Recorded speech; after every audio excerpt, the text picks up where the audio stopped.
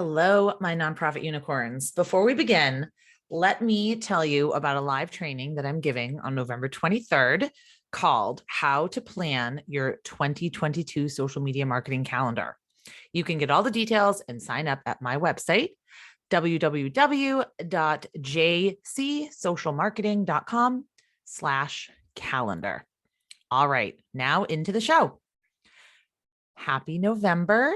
The leaves are falling. The PSL, pumpkin spice lattes, are in full force. And that means one thing. I've been seeing a lot of articles pop up lately about whether or not nonprofits should participate in Giving Tuesday. Voulay famously called it the Nonprofit Hunger Games, one of my favorite books.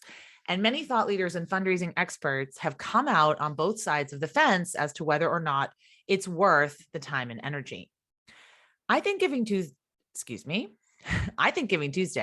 both as a concept and in practice, is important, and I continue to defend it in the face of so many detractors for a few reasons. As a disclaimer, you should know that I've never been paid a cent by Giving Tuesday, but I do have friends and colleagues that work there, and I respect their work tremendously. I firmly believe that the debates around whether or not to participate in Giving Tuesday are all completely missing the point. So here's my take. First take, Giving Tuesday is an easy enemy. It's almost expected that people will criticize it, and it's a little bit lazy, I think. This is most likely due to the many myths and overall misconceptions that surround the day, its origins, and its purpose. But what we fail to realize is that Giving Tuesday is not the problem. It's how we approach it that's the problem. We approach it as a day for transactions. Gimme, gimme, gimme. We act entitled to donations and then get resentful when they don't come in as expected. Give to us, it's Giving Tuesday. We don't even bother to truly explain why people should give to us on this day. Does it kick off the year-end fundraising season? Is there a matching gift? Is there a special project that requires my immediate attention and funding? We treat Giving Tuesday much like we treat putting a donate button on our website or posting a link on social media and saying donate now. If we build it, they will come. And for many of us, that's simply not the case. The sad truth is that many nonprofits do not effectively communicate the urgency behind their missions. We think that others deserve the spotlight. I saw this a lot in COVID. Nonprofits shutting down their entire fundraising departments because they weren't technically an emergency service. If you think that's true, shine a spotlight on these organizations and their work. Better yet, take the advice of Nakia Johnson on the community-centric fundraising blog. You can use the day to give thanks and to highlight any organizations you partner with. You could also use the day to fundraise with or for BIPOC-led organizations in your community who are doing great work, since we know that they are not funded at the same rate as white-led organizations. My second take, every single day is a cluttered, noisy day filled with messages competing for our attention. The anger against Giving Tuesday is misplaced. Giving Tuesday doesn't make nonprofits compete with each other. It's not the Hunger Games. If you believe this, maybe we shouldn't be fundraising at all, because why bother? We'll only be competing with other nonprofits for the scraps that fall off the philanthropic table at all times of the year. Yes, Giving Tuesday is saturated, but so is Black Friday. And you don't see Target throwing up its hands and saying, oh, well, Walmart and Marshalls and all the others will be asking people to shop on this day, so we shouldn't bother. When you think about it, every single day of our lives is a saturated day. On a normal day, we consume and process millions of pieces of information. Tim Wu wrote in The Attention Merchants, the epic scramble to get inside our heads, quote, all told, every second, our senses transmit an estimated 11 million bits of information to our poor brains, as if a giant fiber optic cable were plugged directly into them, firing information at full bore, unquote. Cutting through the clutter isn't the answer any day of the year, and it certainly isn't the answer on Giving Tuesday. Spending tons of money on advertising to try to capture a morsel of attention from a complete stranger is next to impossible now. The question shouldn't be, how do we spend more money and more time and more resources to capture the attention of strangers who most likely won't care?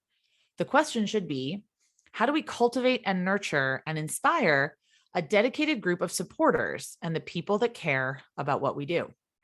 The solution is to craft inspiring communications designed for the group of people that know you and love you, asking them for their attention and their participation. Inspire them with stories of all the great work you've been doing all year. Then ask if they would be able to spread the word to 5 friends.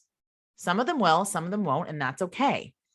If you've been engaging with your supporters all year, demonstrating your impact, creating these connections, showing me helpful information, and acting like a partner, I'm much more likely to look at your message and perhaps make a donation on Giving Tuesday.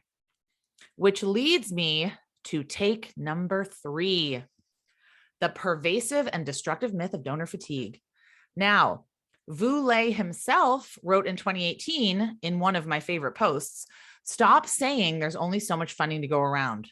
More importantly, stop believing it. Galvanized by the racial justice protests and the ongoing pandemic, charitable giving in the US reached a record $471 billion in 2020. The Giving USA report said that Americans gave more to charity last year than in 2019, despite an economic downturn that disrupted the paychecks of millions. And the best part, giving by individuals, which made up a majority of the donations last year, rose by approximately 2%.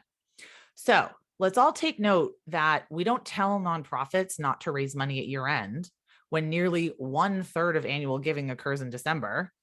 28% of nonprofits raise between 26 and 50% of their annual funds from their year-end ask.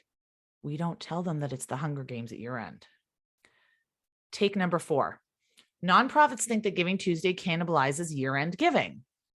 But an analysis of more than 10 years of individual transaction data tells a much different story.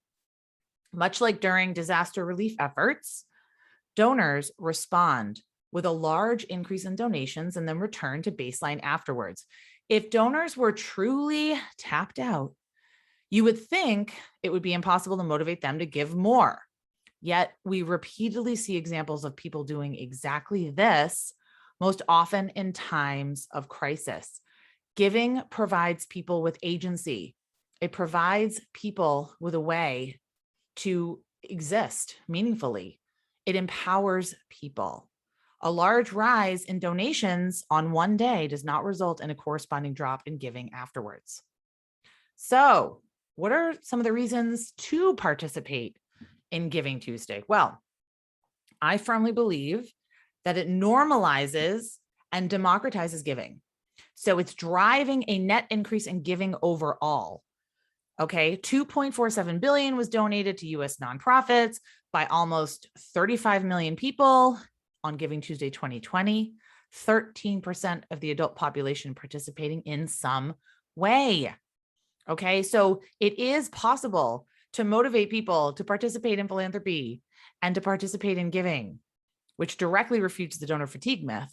Small dollar donors are a growing segment of the overall philanthropic population. Giving Tuesday is a great way to get some of these small dollar donors in the door and then nurture them and make them feel truly appreciated. Giving Tuesday makes us feel connected. Large-scale global efforts like Giving Tuesday tap into our need to feel connected by providing the incentive to act in order to be part of a shared experience. Giving should be for everyone, and it doesn't have to be giving money, as I constantly say over and over and over again. Giving Tuesday encourages experimentation. Small and local nonprofits are participating.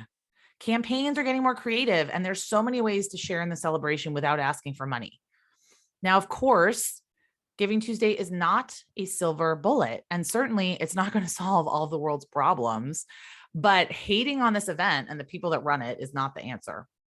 I believe that any way we can shine a spotlight on the important work that we do as a sector and lift up nonprofits and the organizations and the people that we aim to serve as a whole, I believe this is worthwhile. I believe a rising tide lifts all ships. So much more than a simple fundraising event. Giving Tuesday is a global movement. The aim is to showcase the vital work being done by our sector and by social change agents every single day, as well as encouraging everyday people to give back in any way that they can. So to learn more about Giving Tuesday, visit my blog, jcsocialmarketing.com/blog, search for the words Giving Tuesday, go to givingtuesday.org. I would love to hear what you think. Are you participating in Giving Tuesday? Are you not? And why? So send me an email, tag me on Instagram at Julia Campbell 77. Let me know why or why not. Let me know what you think. And as always, thank you so much for listening. All right, until next time.